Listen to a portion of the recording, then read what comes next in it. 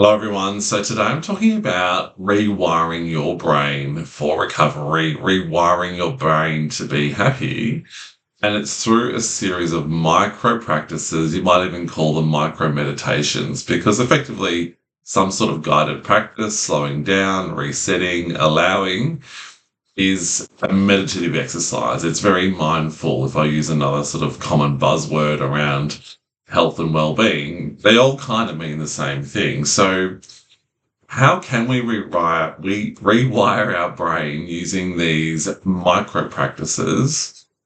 And does it really shift the needle in terms of helping you recover? And the answer is, and the good news is that it's yes. Absolutely. Micro practices can really help rewire your brain. In fact, they're absolutely essential in order to recover from anxiety. We often think about meditations. I've got the floating practice that you can download on my shop. There's floating practices on YouTube that you can use, and some are extended versions, and I also have shorter ones too. But for example, if we want to move towards recovery, again, if you've not come onto my work before, please watch the full Anxiety Cure series. But what we have to do is essentially desensitize the nervous system and learn to not add second fear when fear arises, when we're triggered by a physical symptom, when we realize we're ruminating, we're worried, we're anticipating a stressful event coming up or an event that normally triggers us. We have to learn to practice with it so that we, over time, rewire our brain. Now, if we simply just do one floating practice in the morning and when we wake up, which is really good, by the way, that's really important. So please don't stop doing that. That's a good dedicated time on the practice court, if I use another metaphor, to really help rewiring the brain. But if that's all we do, and then for the rest of the day, we're busy, we're pushing forward, we're pushing through, we're launching into life, which is also good in some way, but we're not really practicing with the anxiety. I've got another video on pushing past anxiety. So if we're sort of pushing it aside, shoving it to the side for the rest of the day, and then maybe we do another practice at night, still better than not doing it and still a good thing to do. But we're not maximizing the chance that our brain is going to rewire towards recovery. So that's why these so-called micro practices, again, that's a bit of a buzzword, but these micro meditations throughout the day really do turbocharge your recovery in order to rewire your brain and really desensitize the nervous system over time. So if you've not heard of neuroplasticity, that's effectively brain rewiring. We know that the brain does change over time, but there's principles behind it. So there's three principles that allow you to rewire the brain away from an existing habit, let's call it the anxiety habit, to the recovery habit of allowing and letting it all happen. And the first thing is repetition. So the more we do it, the more we're activating these new neural pathways of allowing and letting it all happen, floating, that we've created, that you started to create by watching these videos, doing these practices. And the more we do it, that can strengthen the new neural pathways over time. And the less we react and add second fear, those pathways will loosen and dissolve. So repetition is important. So the more we're doing it throughout the day, and I'll give some examples of what a micro practice is, then we're just activating those neural pathways, not just for 20 minutes in the morning when we're doing the floating practice, but we're also doing it throughout the day when we're at work. So that's the first thing, repetition. And then obviously we need to do it for some amount of time. So again, if you are doing 20-minute practice in the morning, that's great. You're getting a good chunk of repetitive practice for an extended duration. So the brain's learning that this is actually really important. I didn't just do it for 10 seconds. I did it for 20 minutes. So that's good.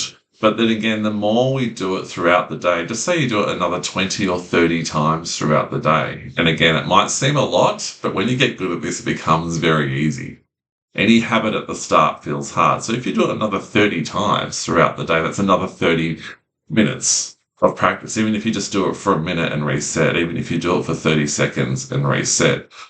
So there's more duration. So repetition is one, and then some sort of duration. So the more we're doing it for, a minute, 30 seconds throughout the day, in addition to a resting practice at the start or the end of the day, particularly early on, then you're extending the duration by which you're activating the neural pathways. So again, the brain will consider these new neural pathways even more important. The third thing is this intensity. We have to do it with some sort of intensity and emotion behind it. So even when the body's screaming at you to take your current symptoms, thoughts, feelings seriously, we have to go, no, I know what this is. So I'm just going to really open up and allow, not sort of just go, I'm just going to allow and hope it goes away. I'm going to unconditionally allow. And so that signals to the brain that this is really important. No matter what comes up, I'm just going to allow it because I know it's just adrenaline.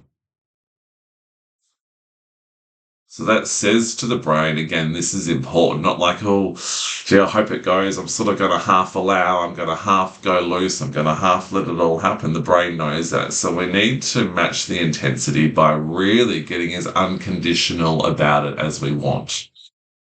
So again, repetition, duration, and being unconditional, which shows the brain that this is important. And the more we do that throughout the day, these micro practices really turbocharge how often we're activating the new neural pathways of recovery. So then we're rewiring the brain towards recovery. Every time we go loose, slow down, then we're desensitizing at the same time. So an example is you've just done your morning practice. For example, you're on the train to work and you suddenly get a flash of panic. You notice the palpitations, you get a bit of blurred vision, whatever it is, and you go, take a breath, just adrenaline, unpleasant, not serious. As I sit here on the train, I just might even close your eyes, drop the shoulders, stomach muscles loose. You start to think about the same symptom. Go loose again, slow down. Let it all happen as best you can. You might do that for 30 seconds, you might do it for a minute, and then you might just get distracted by looking out the window. You might be at work, someone speaks to you, no problem. You check an email, no problem. And then 15 minutes later, you get another one, or maybe you get a few more. So the more we're doing these micro practices, very meditative, if you like, even though it's just a simple practice, we're rewiring the brain. And it doesn't matter if we do it multiple times, for 5 minutes over and over. As we notice it, we just reset, go loose, back to what we're doing. And the more we're doing that, we're practicing over and over and over. There's a guided practice on my website that you can download, which talks about practicing on the go. So we don't have to do this just as a resting practice, as I've talked about. There's a practice where I talk you through how to do this over and over when you're on the move, when you're at work, when you're at school, when you're at university, doing whatever you do, being a mum, being a dad, whatever it is. So I hope that helps. The more we do it over time, the easier it gets. So it might feel stilted and hard at the time, but it becomes your new default habit, just like breathing. You don't have to think about breathing. It's effortless. We do it thousands and thousands of times a day and it becomes easy. So these micro practices, guided practices or meditations, whatever you want to call them, really turbocharge your way to rewiring your brain for recovery. I hope that makes sense. If you've got any questions, please let me know. Take care.